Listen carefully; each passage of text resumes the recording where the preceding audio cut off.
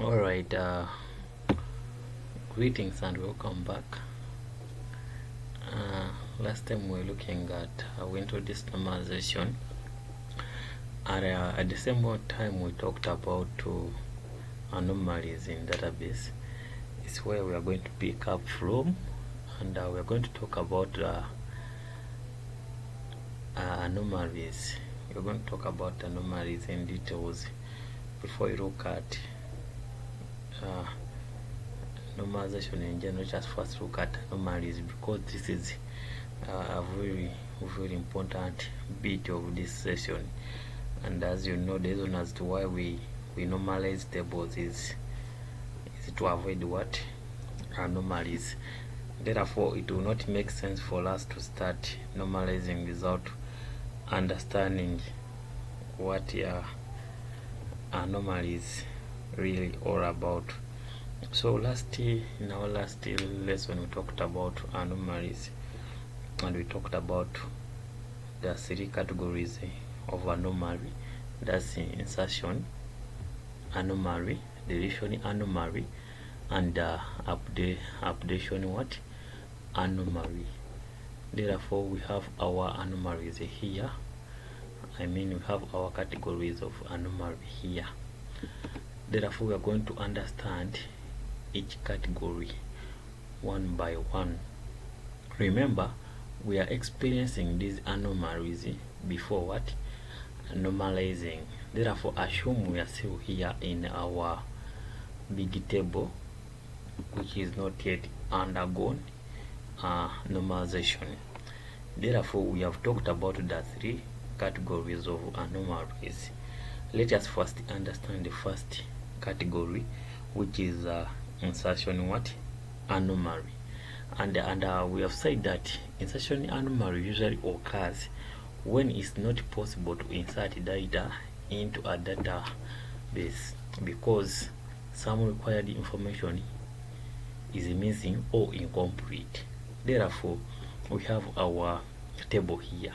But assuming we want to add the data into our table, and we have this table.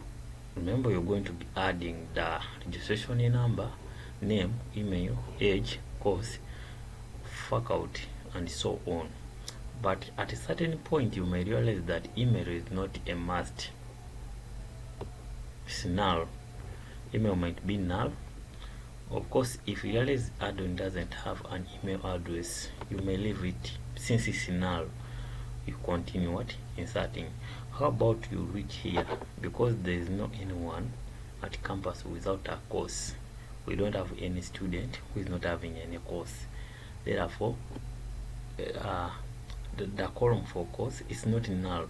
Therefore, it's a must. You have to put a student is course. How about you're just adding a student and you're not adding a course by that time, by that particular time? Maybe you're adding a student but you don't know his or her course. Therefore, it will be very impossible for you to add that student, since the column for course is supposed to be filled. Therefore, you will either stop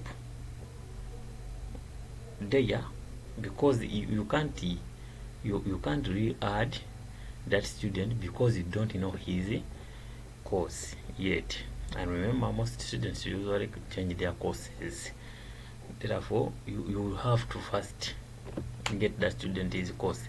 Therefore, you're not going to insert add-on at all. That's what we call insertion anomaly. You realize that this issue was raised because you failed to insert this student as a result of that, or of not knowing that student is course.